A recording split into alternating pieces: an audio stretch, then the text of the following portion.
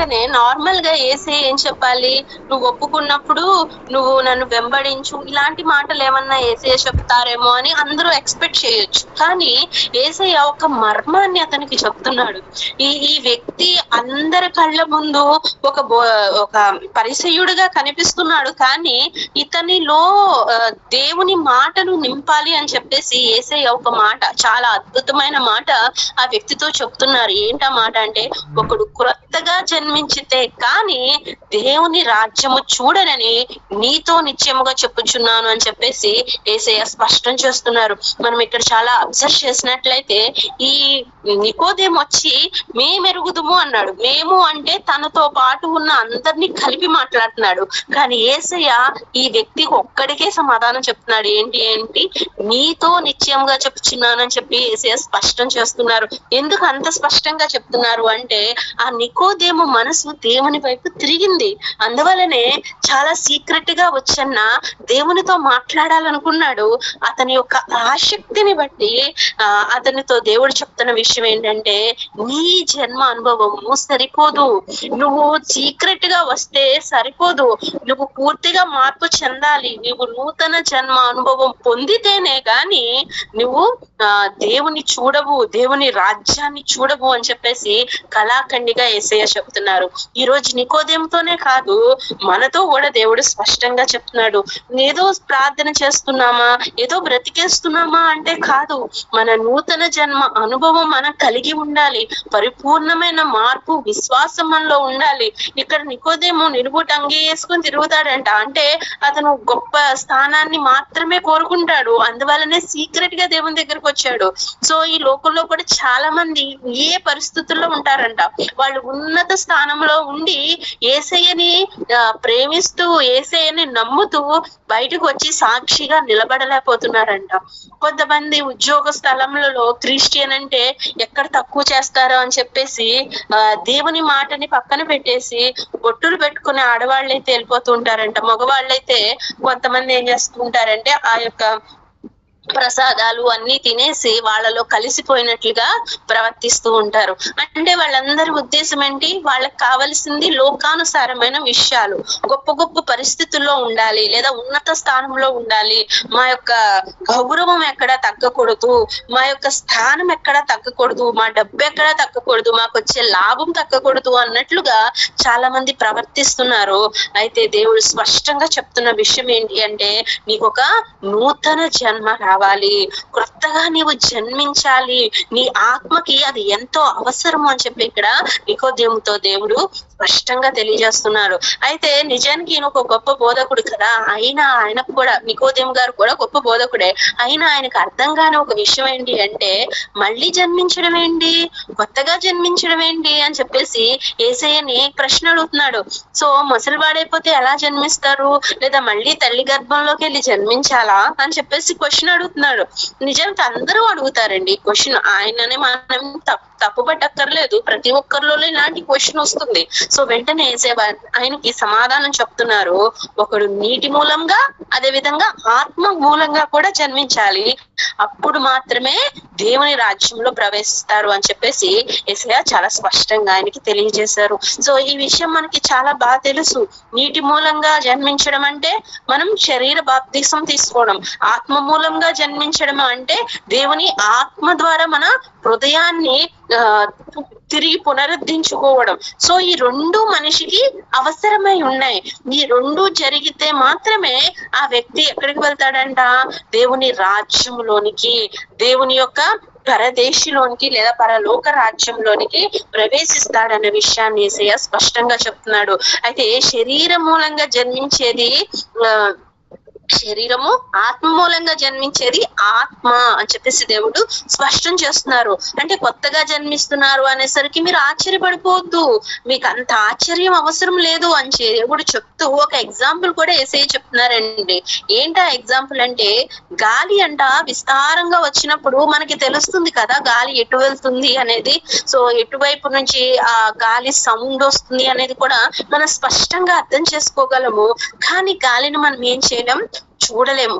అదే విధంగా ఆత్మ మూలంగా ఎవరైతే జన్మిస్తారో వాళ్ళు కూడా ఈ విధంగానే ఉంటారంట. అంటే మనకి కనిపించినట్లుగా కాదు, అండ్ వాళ్ళ యొక్క వేగము ఒక గాలి వలె ఉంటుంది. వాళ్ళ యొక్క మాటలు ప్రతి ఒక్కరి నోట్లో వినబడతాయి. యేసయ్య ఆయన సాక్ష్యం చెప్పిన తర్వాత, ఆయన పునరుద్ధానుడై వెళ్ళిపోయిన తర్వాత శిష్యులందరూ దేవుని సువార్తని ప్రకటించారు. ఆ ప్రకటన ఈ రోజు వరకు కూడా ఆ మాటలు వినబడుతున్నాయా, వినబడట్లేదా అండి?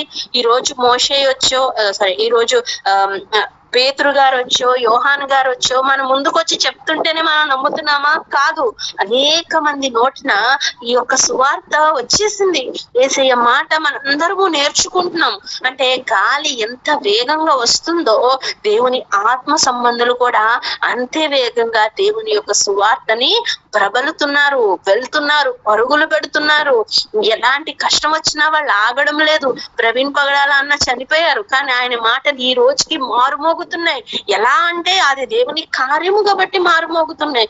ఏ విషయంలో అయినా సరే షార్ట్ మెసేజ్లను లేదా పెద్ద మెసేజ్లను ఏదో ఒకటి మనకి కనబడుతూనే ఉంది. ఎందుకనంటే ఆయన దేవుని ఆత్మ గనుక, అంటే ఆయన ఆత్మలో ఆయన జన్మించారు కాబట్టి. అంటే దేవుని బిడ్డలు ఎవరైనా సరే, కేవలం ప్రవీణ్ అన్ననే కాదు కానీ మన దినకరన్ గారు ఉంటారు, ఆయన పాటలు గాని, ఆయన వాక్యాలు గాని, లేదా ఆర్ఆర్కే మూర్తి గారని, అలా అద్భుతమైన ప్రతి ఒక్క వ్యక్తి మాటలు ఈ రోజు మన ముందుకు ఎందుకు వస్తున్నాయి? వాళ్ళు భౌతికంగా ఉన్నా లేకపోయినా మనం ఎలా వినగలుగుతున్నాము అంటే దేవుని ఆత్మ కార్యము కాబట్టి. అనేక మంది ఆ మాటలనే మనకి తర్వాత జనరేషన్ కి పంపించారండి. ఆ కాలంలో పేతురు గారు చేసిన బోధని విన్న ప్రతి ఒక్కరు వారి బిడ్డలకు అందించారు, వారి బిడ్డలు మారి బిడ్డలకు అందించారు. అలా అనేకుల ద్వారా దేవుని ఆత్మ కార్యాలు ఇక్కడ వేగవంతంగా జరుగుతున్నాయి. అదే విషయాన్ని తెలియజేస్తున్నారు. గాలి శబ్దము వినబడుతుంది కానీ అది మనకి కనబడదు. సో దేవుని కార్యాలు కూడా ఎలా జరుగుతున్నాయో చాలా మందికి అర్థం కాదు. అవి వినబడతాయి, గొప్ప గొప్ప సాక్ష్యాలుగా వినబడతాయి అన్న విషయం మనం జ్ఞాపకం చేసుకోవాలి. అయితే వెంటనే నికోదేము గారికి ఇన్ని మాటలు చెప్పిన తర్వాత కూడా ఒక డౌట్ వచ్చిందంట. ఏంటి అంటే, ఈ సంగతులన్నీ ఎలా సాధ్యపడతాయి అని చెప్పి యేసయ్యని అడిగారంట. ఎలా సాధ్యపడతాయి అనేసరికి వెంటనే యేసయ్య చెప్తున్నారు, నువ్వు ఇశ్రాయేలీయులకి బోధకుడుగా ఉన్నావు కదా, నీకు తెలియదా ఈ విషయం అని తిరిగి యేసయ్య ఒక ప్రశ్న అడుగుతున్నాడు. అంటే గొప్ప బోధకులు అవ్వచ్చు, లోకంలో అగ్ర పీఠములలో వాళ్ళు కూర్చుని ఉండొచ్చు, కానీ ఆత్మ మర్మములు అర్థం చేసుకోవడానికి వారికి ఏముండాలంట? దేవుని జ్ఞానం ఉండాలి. పేరు గొప్ప ఊరి దెబ్బ అంటారు చూసారా, అలాంటి సామెత నికోదేముని చూస్తే ఈ సమయంలో కనబడుతుంది. ఎందుకంటే అతను గొప్ప బోధకుడంట, గొప్ప పరిసయుడంట, అధికారంట, అన్ని గొప్ప గొప్ప మాటలన్నీ ఆయన దగ్గర ఉన్నాయి. ఆయన దగ్గర అన్ని గ్రేటెస్ట్ థింగ్స్ అనేవన్నీ ఆయన దగ్గర కనబడుతున్నాయి. కానీ ఆయన చిన్న విషయాన్ని కూడా అర్థం చేసుకోలేకపోతున్నాడు. అందువల్లనే యేసయ్య అంటున్నారు, నీవు ఎరుగవా, నీకు అర్థం కావట్లేదా అని చెప్పేసి యేసయ్య వాళ్ళని అడిగి, అయితే దేవుడు ఒక విషయాన్ని స్పష్టంగా తెలియజేస్తున్నారు. ఏంటో తెలుసా అండి, మేము ఇక్కడ యేసయ్య చెప్పిన మాట కూడా నేను ఒకసారి చదువుతున్నానండి. 3వ అధ్యాయం 11వ వచనంలో, మేము ఎరిగిన సంగతియే చెప్పుచున్నాము, చూచిన దానికే సాక్ష్యం ఇచ్చుచున్నాము, మా సాక్ష్యము మీరు అంగీకరింపరని మీతో నిశ్చయముగా చెప్పుచున్నాను. సో ఎవరితో చెప్తున్నాడు? నికోదేముతో యేసయ్య చెప్తున్నారు. చెప్తున్నది ఎంతమంది అండి? యేసయ్య ఒకడే. కానీ మనం చదివిన మాటలో మనం చూస్తే మేము ఎరిగిన సంగతి, అంతేగాక మా సాక్ష్యము అని చెప్పేసి చాలా స్పష్టంగా యేసయ్య మాట్లాడుతున్నారు. ఇక్కడ యేసయ్య మేము అని ఎవరిని సంబోధిస్తున్నారు అంటే, మేము అనే మాట సింగిల్ పర్సన్ అన్న కదా, అదే నేను అని చెప్పాలి యేసయ్య చెప్పాలి అంటే. కానీ మేము అని ఎక్కడి నుంచి చెప్తున్నారు అంటే, తండ్రి కుమార పరిశుద్ధాత్మ కలిగి యేసయ్య మాట నికోదేముతో చెప్తున్నారు. అందువల్లనే మేము అనే మాటని యేసయ్య పలికినట్లుగా మనం చూడొచ్చు. సో ఆయన చెప్తున్న విషయం ఏంటి అంటే, నేను సాక్ష్యం ఇస్తున్నాను, మేము ఏదైతే చూస్తున్నామో అదే మీకు చెప్తున్నాము. మీరు ఈ సాక్ష్యాన్ని అంగీకరించరు, ఎందుకంటే అంగీకరించే మనసు ప్రస్తుతానికి మీలో లేదు అనే విషయాన్ని యేసయ్య అతనికి స్పష్టంగా చెప్తున్నాడు. ఎందుకు ఆ మనసు లేదు అంటే, మీరు దేని మీద మనసు పెడుతున్నారంట? భూలోక సంబంధమైన భూ సంబంధమైన సంగతుల మీద మాత్రమే మీరు మనసు పెడుతున్నారు. మరి ఆ భూ సంబంధమైన విషయాల్లోనే అద్భుత కార్యాలు యేసయ్య చేస్తుంటే వాటినే వీళ్ళు నమ్మనప్పుడు పరలోక సంబంధమైన విషయాలు వీరికి ఎలా అర్థమవుతాయి? అంటే మనం కూడా ఈ విషయం అర్థం చేసుకోవాలండి. భూమి మీదే మనం దేవుణ్ణి హృదయపూర్వకంగా నమ్మలేనప్పుడు ఇది జరగదులే, ఇది కాదులే, ఇది దేవుడు చూడలే అంటూ దేవుణ్ణే నువ్వు తక్కువ చేసినప్పుడు పరలోక రాజ్యంలోకి నీకు అడుగు ఎలా పెడతావు? ఏ విశ్వాసం లేకుండా దేవుని దగ్గరికి ఎలా వెళ్తావు? దేవుడు చెప్తున్నాడే ఆవగింజంత విశ్వాసం అంటే చాలు నీకు అని చెప్పేసి. ఇక్కడ నికోదేమో అలాగే ఉన్నాడు. కొన్ని సందర్భాల్లో మనం కూడా అలాగే ఉన్నాం. ఎన్నో అద్భుతాలు జరుగుతుంటే వాళ్ళకి జరుగుతాయి, మా పక్కింటోళ్ళు జరుగుతాయండి, మా పై ఇంటోళ్ళు జరుగుతాయి, లేదా గ్రూప్ లో వాళ్ళకి వీళ్ళకి జరిగేస్తాయండి, నాకు మాత్రం జరగవు అని చాలా స్పష్టంగా చెప్పేస్తూ ఉంటారు. కానీ అది కరెక్టా? కానే కాదు. ఈ భూమి మీదే నువ్వు యేసేని గట్టిగా పట్టుకోలేనప్పుడు పరలోక రాజ్యంలో ఎలా పట్టుకోగలవు? దేవుని రాజ్య సంగతులు నువ్వు ఎలా అర్థం చేసుకోగలవు? ఈ భూమి మీద విషయాల్లోనే నీకు స్పష్టత లేనప్పుడు పరమ సంబంధమైన విషయాలు మనకి ఏ విధంగానూ అర్థం కాదు కదండి. ఫర్ ఎగ్జాంపుల్ చెప్తున్నాను, ఒక ఏబిసిడీలే నేర్చుకోలేనోడు స్పేస్ సైన్స్ కోసం నేర్చుకోమంటే వాడికి ఎలా వస్తుందండి? రాదు కదా. ఇదే విషయాన్ని దేవుడు తెలియజేస్తున్నాడు. నువ్వు లోకంలో ఉన్నప్పుడు లోకానుసారమైన విషయాలను చూస్తూ బెంబేలెత్తిపోవడం, కంగారు పడ్డం, ఏడవడం కాదు.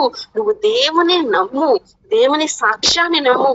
అనేకులు ఇస్తున్న అద్భుత సాక్ష్యాలను నమ్మి దేవుని వైపు విశ్వాసంతో మనం చూడాలి. అంతేగాని మనం ఇది అవ్వదు, అది కాదు, ఇది చెయ్యలేము అన్న తలంపులతో ఉండిపోకూడదు అన్న విషయాన్ని మనం ఇక్కడ జ్ఞాపకం చేసుకోవాలి. సో నికోదేముతో యేసయ్య ఆయన చెప్తున్న మరో విషయం ఏంటి అంటే, ఒక మోషే ఏ విధంగా సర్పాన్ని ఎత్తాడో అలాగే యేసుక్రీస్తు గారు కూడా ఎలాగా నిత్య జీవం పొందినట్టు, ప్రతి వ్యక్తి నిత్య జీవం పొందినట్టు మనుష్య కుమారుడు ఎత్తబడవలెను అనే విషయాన్ని స్పష్టంగా యేసయ్య చెప్తున్నాడు. అక్కడ నికోదేము గారితోనూ ఆ చుట్టుపక్కల ఉన్న శిష్యులు అందరూ ఈ విషయాలు వింటున్నారు.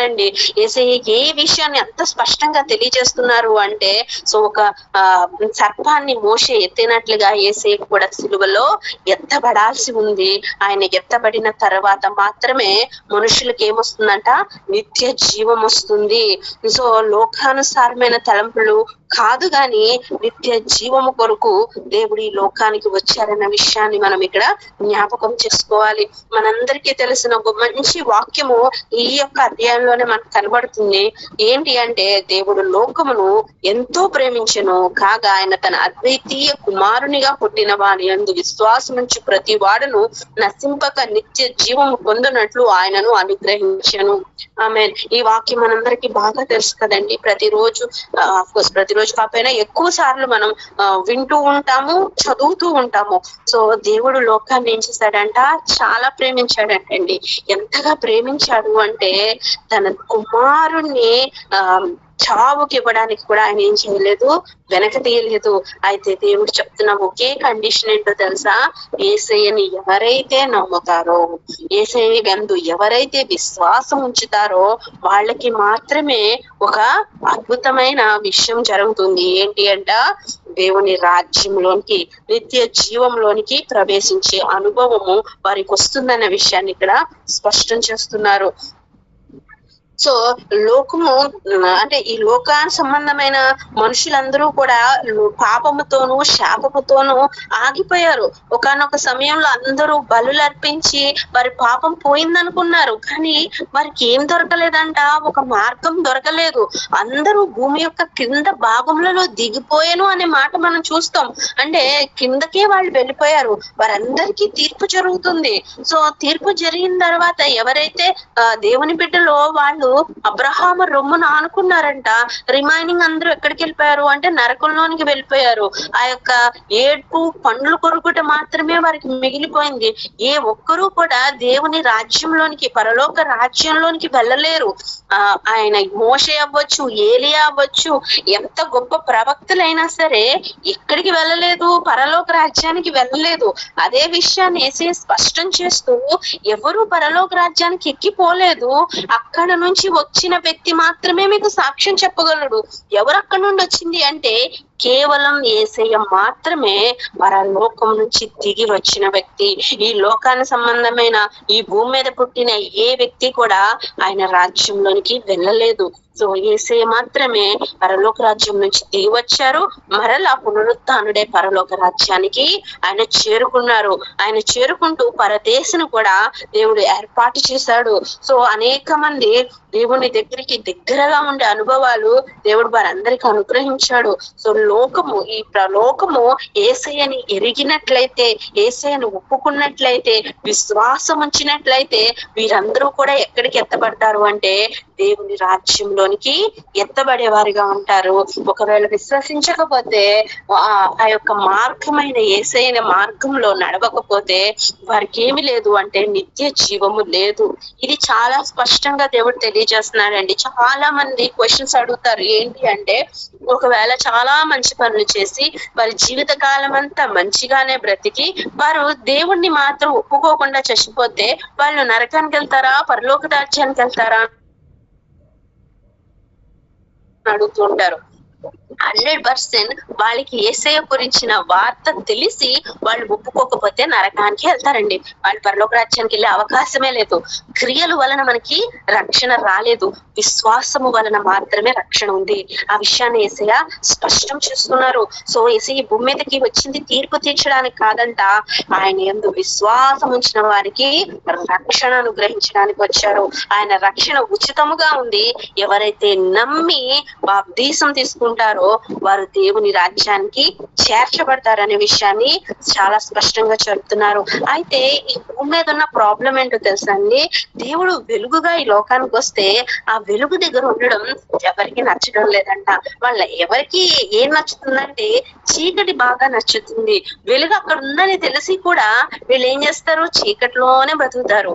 మరి ఫర్ ఎగ్జాంపుల్ చెప్తున్నానండి, ఒక పందిని తీసుకొచ్చంట చక్కగా కడిగి మంచిగా పౌడర్లు అంతా పూసి సెంట్లు కొట్టి ఒక మంచి సింహాసనం మీద కూర్చోబెట్టి దాని మీద బోళ్ళంత బంగారం, నగలు, వస్త్రాలన్నీ వేసి పెడతానంట.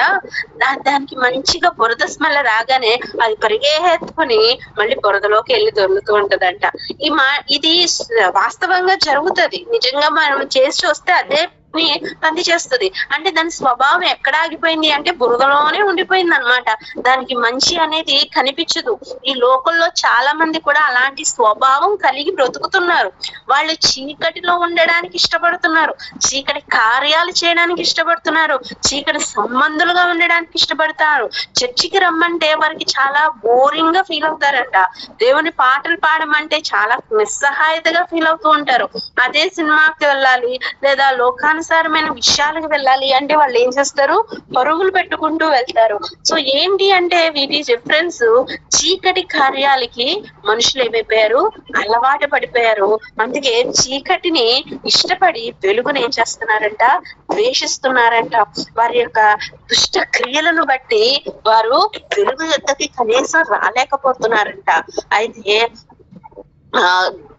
మనుష్య క్రియల వలన లేదా వారు చేసే ఏ విషయాల వలన వారికి రక్షణ లేదు, కానీ వెలుగునొద్దకు వచ్చే వాళ్ళకి మాత్రమే రక్షణ. ఇదే విషయాన్ని స్పష్టం చేస్తూ 21వ వచనంలో ఆయన చెప్తున్నారు, సత్యవర్తనుడైతే తన క్రియలు దేవుని మూలముగా చేయబడి ఉన్నవని ప్రత్యక్షపరచబడినట్లు వెలుగునొద్దకు వచ్చును. నీవు నిజంగా సత్యవర్తనుడు అయితే, నీలో నిజముంటే, నువ్వు ఒక న్యాయమైన వ్యక్తివైతే నువ్వు ఎక్కడికి రావడానికి ఇష్టపడతావంట, దేవుని దగ్గరికి రావడానికి ఇష్టపడతావు, దేవుని సన్నిధానానికి రావడానికి ఇష్టపడతావు. నీ తప్పుడు కొంతమంది పరిస్థితి ఎలా ఉంటదంటే అండి, కొంతమంది క్రైస్తవులు ఏం చేస్తారు అంటే, మీరని నేను చెప్పట్లేదు, కొంతమంది క్రైస్తవులు ఎలా ఉన్నారంటే దేవుని సన్నిధానంలోకి చర్చిలోనికి వెళ్తారు.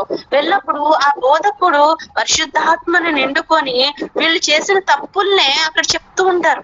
అది వినగానే ఈయనకు అనిపిస్తుంది, చి అనవసరంగా వచ్చాను, ఈయన ఎప్పుడు ఇలాగ గద్దిస్తూనే ఉంటాడు, నెక్స్ట్ వేరే చర్చి మార్చేద్దాం అని చెప్పేసి వేరే చర్చికి వెళ్ళిపోతాడంట. సో ఆ వేరే చర్చి మంచిదో కాదో నాకు తెలియదు, కానీ ఇప్పుడు కొత్త విచిత్రమైన చర్చిలన్నీ ప్రారంభమయ్యాయి. వాళ్ళు ఏమంటారు అంటే, యేసు సిలువలో చనిపోయారు కాబట్టి నీ పాపాలన్నీ కొట్టేశాడు దేవుడు, ఇంకా నువ్వు పాపం చేసినా గానీ అవి కూడా కొట్టేస్తాడని చెప్తున్నాడు.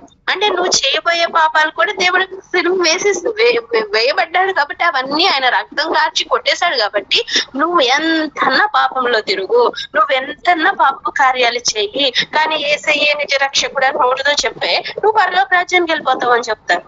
ఇదేంటి అంటే దుర్బాధ, ఇదే చీకటి. ఇలాంటి చీకటిలోనికి మనిషి ఉండడం అనేది ఏమాత్రము కరెక్ట్ కాదు. ఒక సత్యవర్తనుడు ఏం చేస్తాడు? వెలుగునొద్దుకొస్తాడు. నువ్వు నిజమైన దేవుని బిడ్డవైనప్పుడు పాపము నీలో ఉండదు. ఆటోమేటిక్ గా పాపాన్ని ఏం చేస్తాం? ద్వేషిస్తాము. మనం నీట్ గా ఉండాలి, మనం మంచిగా ఉండాలి అంటే ఏం చేస్తాం? రోజు స్నానం చేస్తున్నాం. ఎందుకు స్నానం చేస్తున్నాము అంటే మన శరీరము శుద్ధిగా ఉండాలి కాబట్టి. మరి మన ఆత్మ కూడా ఎలా ఉండాలి? శుద్ధిగా ఉండాలి. అంతేగాని పెంట చెత్త అంతా మన శరీరం మీద వేసుకొని రోజు ఉండమంటే ఉండగలమా? ఉండలేనప్పుడు నీ ఆత్మ మాత్రము నువ్వు చెడ్డ పనులు చేసినా, నీ దుష్ట ఆలోచనలు దుష్ట తలంపులతో పడిపోయి ఉంటే ఎలా ఉండగలదు? ఉండలేదు. దేవుని బిడ్డలు ఆ విధంగా ఉండలేరు. ద్వేషిస్తారు పాపాన్ని, ద్వేషిస్తారు లోక సంబంధమైన విషయాలని, తప్పక వాటి నుంచి దూరంగా వచ్చేస్తారు. వాళ్ళనే దేవుని బిడ్డలుగా దేవుడు ఏర్పాటు చేసుకుంటాడు. అంతేగాని పాపంలోనే ఉంటూ, పాపంలోనే తింటూ, పాపపు తలంపులతో బ్రతికేసి నేను దేవుని బిడ్డని, నేను యేసయ్యను ఒప్పేసుకున్నాను అంటే నువ్వు ఎక్కడికి రాలేవు? వెలుగు దగ్గరికి రాలేవు. ఏ విషయాన్ని యేసయ్య ఎంతో స్పష్టంగా తెలియజేస్తూ, నువ్వు లోకానుసారమైన వ్యక్తిగా ఉండొద్దు, చీకటి సంబంధమైన వ్యక్తిగా ఉండొద్దు, ఆత్మ సంబంధమైన వ్యక్తిగా ఉండాలి. అంతేకాని నీళ్ల ద్వారాను ఆత్మ ద్వారా కూడా దేవుడు ఏం చేస్తున్నాడు? రక్షణ బాప్తిస్ము తీసుకోమని చెప్పేసి దేవుడికి తెలియజేస్తున్నాడు. సో నీరు మన శరీరాన్ని ఏ విధంగా శుభ్రం చేస్తుందో దేవుని వాక్యము మన ఆత్మని శుద్ధీకరిస్తుంది. సో ఆత్మానుసారమైన జీవితం మనము కలిగి ఉండాలనే విషయం మనం ఇక్కడ జ్ఞాపకం చేసుకోవాలి. సో ఈ విషయాలు అయిన తరువాత యేసుక్రీస్తు గారంట సలీము అనే ప్లేస్ కి దగ్గరలో ఉన్న ఐనోన్ అనే స్థలంలో నీళ్లు చాలా విస్తారంగా ఉన్నాయంటండి. ఆ స్థలంలోనే ఒకవైపు యేసుక్రీస్తు శిష్యులు బాప్తీసం ఇస్తున్నారు. అంటే అక్కడున్న కొంతమంది యేసుక్రీస్తు గారి అండర్ లో బాప్తీసం పొందుకుంటున్నారు. అదే విధంగా యోహాను గారు కూడా ఆ సమయంలో బ్రతికున్నారు. ఆయన కూడా అనేక మంది శిష్యుల్ని కలిగి ఉన్నారు. ఇంకా యోహాను గారు చెరసాలలో వేయబడలేదంట ఆ టైంలో. సో అలాంటి టైంలో అక్కడ యోహాను గారు కూడా బాప్తీసం ఇస్తున్నారు. ఇద్దరు దగ్గరగా ఉన్నారు, కానీ కనిపించే దూరంలో లేరనమాట. ఈ ప్లేస్ ఏంటి అంటే ఈ గలిలయ సముద్రానికి, అదే విధంగా మృత సముద్రానికి మధ్యలో ఉంటుందంట ఈ ఐనోయ అనే ప్లేస్. సో ఒకవైపు యేసుక్రీస్తు గారు తన శిష్యులతో కలిసి అనేక మందికి బాప్తిసం ఇస్తున్నారు. అదే విధంగా మరోవైపు యోహాను గారు బాప్తిసం ఇస్తున్నారు. ఇక్కడ జరుగుతున్న సందర్భం అదనమాట. అయితే యోహాను గారికి కూడా చాలా మంది శిష్యులు ఉన్నారన్న విషయం మనకు తెలుసు. బాప్తిసం ఇచ్చి యోహాను గారికి ఆయన మొదటిగా దేవుని కొరకు ప్రచారం చేస్తూ ఆయన వచ్చారు. అనేకులకి యేసయ్య రాబోతున్నారని, రాబోయే ఉగ్రత విషయం కోసం అనేకులకి ఆయన సువార్త చేస్తూ ఆయన జీవితాన్ని ముందుకు నడిపిస్తున్నారు. మొహమాటం లేని వ్యక్తి యోహాన్ గారు. ఉన్నది ఉన్నట్టు ఖండితంగా చెప్పేవాడు. ఎవరికి భయపడే వ్యక్తి కూడా ఆయన కాదు. అదే విధంగా ఆయన చుట్టూ కూడా ఎంతమంది ఉన్నారు? అనేక మంది శిష్యులు ఆయన్ని ఫాలో అవుతూ ఉంటారు. ఆటోమేటిక్ గా యోహాన్ గారు గొప్ప ప్రవక్త, ఆత్మ కలిగిన ఏలియా ఆత్మ కలిగిన వ్యక్తి కాబట్టి సో ఆయన్ని అనుసరించే శిష్యులు కూడా ఎక్కువ ఉన్నారంట. ఇప్పుడు ఈ శిష్యులకి ఒక బాధ వచ్చింది. ఈ శుద్ధీకరణ ఆచారము అంటే ఈ యొక్క వివాదం అనేది చాలా సార్లు ఇక్కడ కనబడుతుంది. యూదులలో ఈ వివాదం ఎక్కువగా ఉండేదంట. సో అలాంటి టైంకి వచ్చి ఈ యోహాను శిష్యులందరూ యోహాన్ గారి దగ్గరకు వచ్చేసి, సో ఆ యోర్దాన్ అవతల కూడా ఒక వ్యక్తి ఉన్నాడు, నువ్వు ఎవరి కోసం సాక్ష్యం ఇస్తున్నావు అంటే నీ దగ్గర ఎవరైతే బాప్తిసం తీసుకున్నాడో ఆ వ్యక్తి వెళ్ళి అనేకులకు బాప్తిసం ఇచ్చేస్తున్నారు అని చెప్పేసి ఒక కంప్లైంట్ ఇచ్చినట్లుగా యోహాన్ గారితో చెప్తున్నారంటండి. అంటే మనం ఇక్కడ అర్థం చేసుకోవాల్సిన విషయం ఏంటంటే యోహాన్ గారి శిష్యులకి చాలా కోపంగా ఉంది. దేనికి అంటే యేసయ్యకు కూడా చాలా మంది శిష్యులు అయిపోయారు. ఇతను యేసయ్యని యోహాన్ గారిని మించిపోతాడేమో యేసయ్య. ఈ యేసుని శిష్యులు కూడా యోహాన్ గారి శిష్యుల కన్నా డబల్ గా కనబడుతున్నారు. ఇప్పుడే డబల్ గా కనిపిస్తే ఇంకా మా యోహాన్ గారు ఎక్కడా కనిపించరు అన్న బాధ ఈ శిష్యుల్లో మనం స్పష్టంగా చూడొచ్చు అనమాట. ఎవరికైనా ఇలాంటి తలంపు ఉంటుంది కదండి, కొంచెం కాంపిటేటివ్ స్పిరిట్ అంటారు చూసారా, అది ఆటోమేటిక్ గా అందరికీ వచ్చేస్తుంది. అయితే ఇక్కడ యోహాన్ గారు మాత్రం చాలా స్పష్టంగా తెలియజేస్తున్నారు.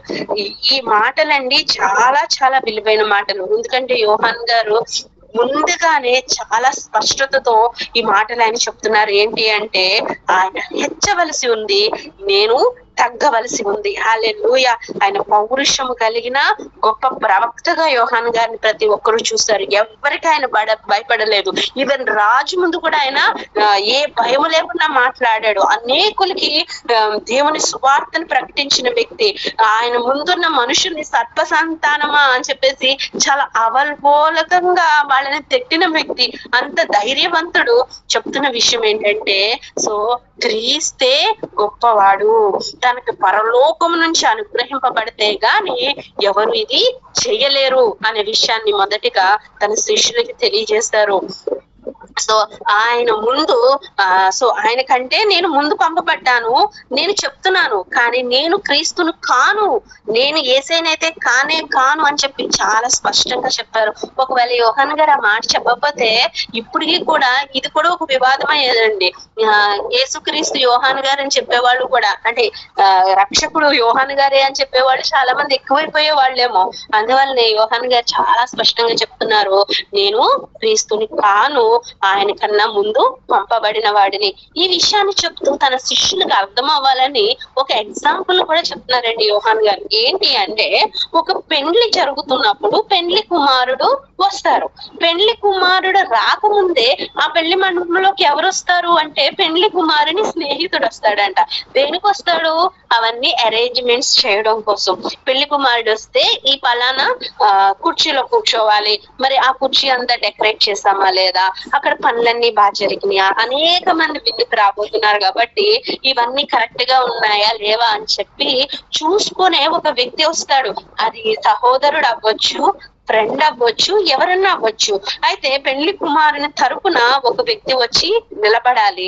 అయితే పెళ్లి కుమారుడికి ఎవరుంటారు? పెళ్లి కుమార్తె ఉంటుంది, అంటే భార్య, తనకి కాబోయే భార్య రాబోతుంది. కానీ ఈ పక్కనున్న వ్యక్తికి భార్య కాదు, సంతోషం ఉంటుంది. తన అన్న లేకపోతే తన ఫ్రెండ్ మ్యారేజ్ జరుగుతుందంటే పక్కనున్న వ్యక్తి ఎలా ఉంటాడు? చాలా హ్యాపీగా ఫీల్ అవుతాడు. అన్ని అరేంజ్మెంట్స్ కరెక్ట్ గా ఉన్నాయా లేదా అని చూసుకుంటాడు. సో యోహాను గారు ఏం చెప్తున్నారు అంటే, తన ఒక ఫ్రెండ్ లాంటి వాడిని. సో ఆయన స్వరం వినాలి. సో అక్కడంతా మంచిగా ఉందా లేదా నేను చూసుకోవాలి. పెళ్లి కుమారుని స్వరం విని నేను చాలా సంతోషిస్తున్నాను, ఎందుకంటే అరేంజ్మెంట్స్ అంతా చేసింది ఎవరి కోసం? పెళ్లి కుమారుడి కోసం. సో పెళ్లి కుమారుడు వచ్చాడు అంటే నా సంతోషం ఏమైపోతుంది? పరిపూర్ణమైపోతుంది. అక్కడంతా మంచిగా జరిగితే నేను ఆనందపడతాను అనే విషయాన్ని ఇక్కడ యోహాను గారు స్పష్టంగా తెలియజేస్తున్నారు. అందువల్ల ఆయన చెప్తున్నాడు, ఆయన హెచ్చవలసి ఉంది, నేను తగ్గవలసి ఉంది. యోహాను గారు అంత స్పష్టంగా చెప్పినా గాని నిజంగా కొంతమందికి ఏమి లేదంట, సరైన జ్ఞానం లేదు. సరైన జ్ఞానం లేక యేసయ్యని ఏం చేశారు? చాలా బాధించారు, హింసించారు, వేదన పాలు చేశారు. ఆయనే దేవుని కుమారుడు క్రీస్తే అని చెప్పి యోహాను గారు స్పష్టంగా తెలియజేశారు. ఆయన శిష్యులు కూడా అనేక మంది తర్వాత యేసయ్య శిష్యులుగా మార్పు చెందారు. కాకపోతే చాలా మందికి ఇప్పటికీ ఉన్న కన్ఫ్యూషన్, అంటే యూదులందరికీ, పరిసయ్యులందరికీ కూడా తెలియని విషయం ఏంటంటే, యేసయ్యని ఏం చేయాలి? చంపేయడం మాత్రమే వాళ్ళు ఫోకస్ లో పెట్టుకున్నారు, కానీ ఆయనలోని దైవత్వాన్ని చూడలేకపోయారనే విషయం మనం ఇక్కడ జ్ఞాపకం చేసుకోవాలి. ఇంకను కొన్ని విషయాలను ఇక్కడ మనకి తెలియజేస్తున్నారండి. సో మొదటిగా ఒక వ్యక్తి దేవుని పనులు చేస్తే అతను ఎక్కడి నుండి వస్తాడంట? పైనుండి వస్తాడు. ఇక్కడ యేసయ్య గురించిన ఒక చక్కని వివరణ యోహాను గారు తెలియజేస్తున్నారు. పైనుండి వచ్చేవాడు అందరికీ పైన ఉన్నవాడంట. ఆయన ఏంటంటే పరలోకం నుంచి దిగి వచ్చాడు. ఆయన అందరికి పైగా ఉన్నాడు. ఆయన కన్న వాటిని, విన్న వాటిని మనకి సాక్ష్యంగా మనందరి మధ్యకి వచ్చి చెప్తున్నారు అనే విషయాన్ని తెలియజేస్తున్నారు. అంతేకాదంట, ఆయన సాక్ష్యాన్ని అంగీకరించిన వాడు దేవుని దగ్గరికి వెళ్తారు. సో వాళ్ళు ఆత్మను సంపాదించుకుంటారు, ఆత్మలో బాప్తీసం పొందుకుంటారు, దేవుని రాజ్యంలో వారు ప్రవేశిస్తారు. ఎవరైతే ఆయన సాక్ష్యాన్ని వినలేకపోతారో, అంటే యేసయ్యని నమ్మలేదో, వాళ్ళు ఏమవుతారు అంటే ఉగ్రత పాలైపోతారు. ఏంటి ఉగ్రత అంటే? నరకంలోనికి వారు వెళ్ళిపోతారు. 36వ వచనాన్ని ఒక్కసారి చదువుతానండి. కుమారుని యందు విశ్వాసం ఉంచు వాడే నిత్య జీవము గలవాడు, కుమారునికి విధేయుడు కానివాడు జీవము చూడడు గాని దేవుని ఉగ్రత వాని మీద నిలిచి ఉండును. సో యోహాను గారు గాని, ఈ యొక్క యోహాను సువార్త రాసిన యోహాను గారు గాని మనకి చెప్పాలనుకుంటున్న విషయం ఏంటి అంటే, మీరు యేసయ్యని నమ్మాలి, ఆయన చేసిన క్రియలను నమ్మాలి, ఆయన మన కొరకు సిలువ వేయబడ్డారన్న విషయాన్ని మనం నమ్మాలి. అయితే ఏ రోజైతే ఆ విషయాలన్నీ నమ్ముతామో మన హృదయంలోని ప్రతి చెడు తొలగిపోతుంది. మనం వెలుగు సంబంధులుగా మారుతాము. మనం వెలుగు సంబంధులుగా మారి సత్యవర్తనులుగా ఆయన దగ్గరికి వెళ్ళినప్పుడు ఆయన రాజ్యంలో మనం ప్రవేశం పొందుతాం. నేను నమ్ముతున్నానండి యేసయ్యని అని చెప్పి లోకానుసారమైన తలంపుల్లో ఉండిపోతే మాత్రం మనం ఎవరు వెళ్తాము అంట, భూమి సంబంధమైన వారు అవుతాం. భూమి నుండి వచ్చేవాడు భూమి సంబంధే ఉంటాడంట. అతను భూమికి సంబంధించిన విషయాలు మాత్రమే మాట్లాడతాడంట. కానీ ఇక్కడ యేసయ్య భూమికి సంబంధించిన వ్యక్తి కాదు, ఆయన పరలోకం నుండి దిగి వచ్చిన వాడు, మనందరికన్నా పైగా ఉన్నవాడు. ఆయన ఆత్మ సంబంధమైన మాటలు మాట్లాడుతున్నారు.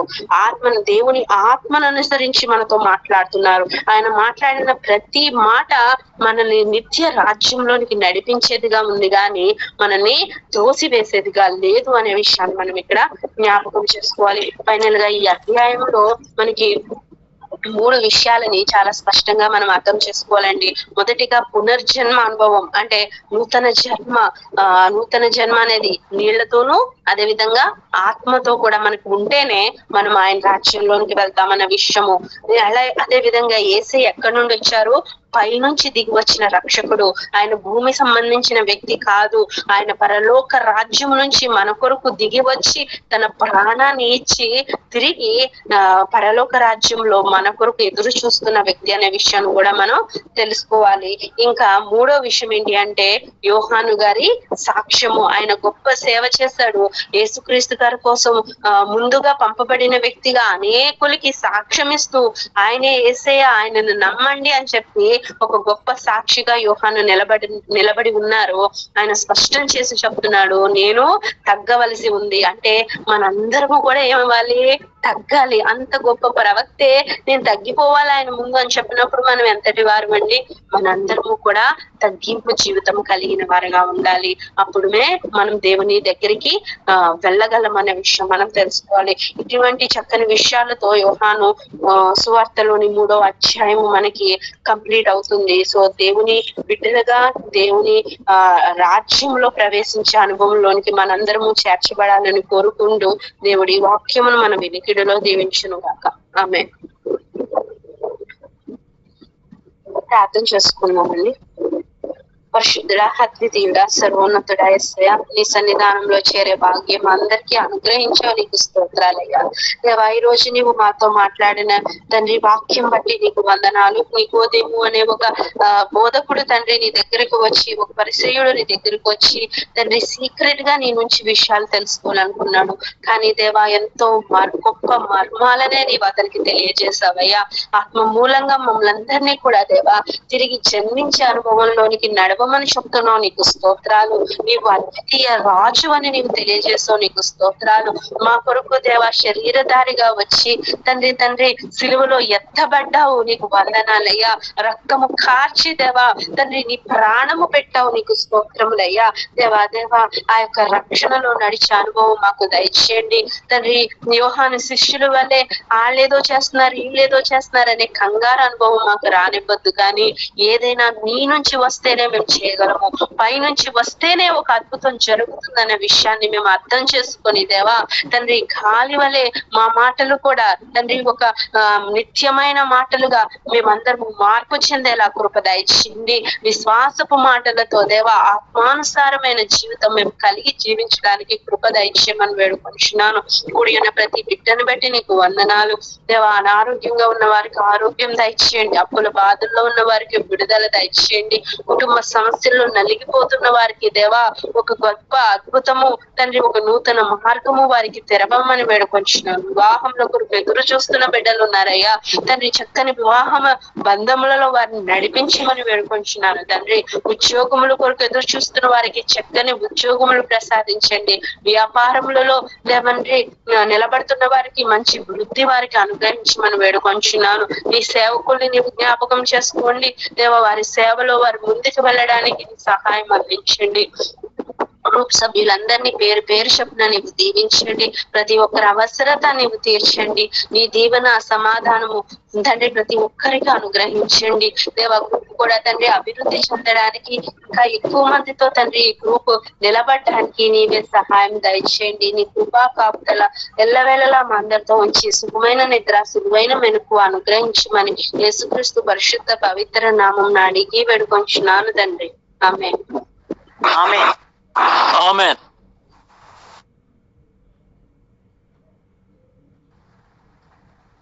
పరలోక ప్రార్థన చెప్పుకుందామమ్మా. చేసేయండి పరలోక ప్రార్థన. ఎవరు లేరుగా సేవకులు? మెర్సీ పరలోక ప్రార్థన చెప్పామ్మా. నేను చెప్పానత్త. చెప్పే. పరలోకమందున్న మా తండ్రి, నీ నామం పరిశుద్ధపరచబడను గాక, నీ రాజ్యం వచ్చును గాక, నీ చిత్తం పరలోకమందు నెరవేర్చినట్లు భూమి అందునూ నెరవేరును గాక. మా ఆహారం నేడు మాకు దయచేయము. మెడల అపరాధం చేసిన వారు మేము క్షమించిన ప్రకారం మా అపరాధములను క్షమించు. శోధనలో నుండి తెగాదృష్టి నుండి తప్పించు. రాజ్యం, శక్తి, మహిమ నిరంతరం నీవే ఉన్నావు తండ్రి. ఆమేన్. ఆమేన్. చాలా బాగా వివరించావు తండ్రి. చాలా చాలా బాగా ఆత్మతో చాలా బాగా చెప్పారండి, వివరించి అర్థమయ్యేటట్టుగా. చాలా బాగుంది.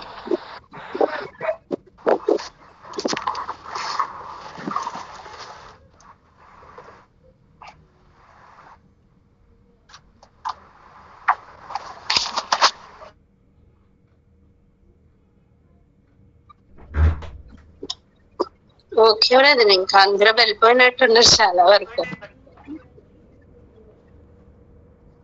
గుడ్ నైట్ అండి అందరికి. మెర్సీ గుడ్ నైట్ అమ్మా. Good night. బాగా చెప్పారు.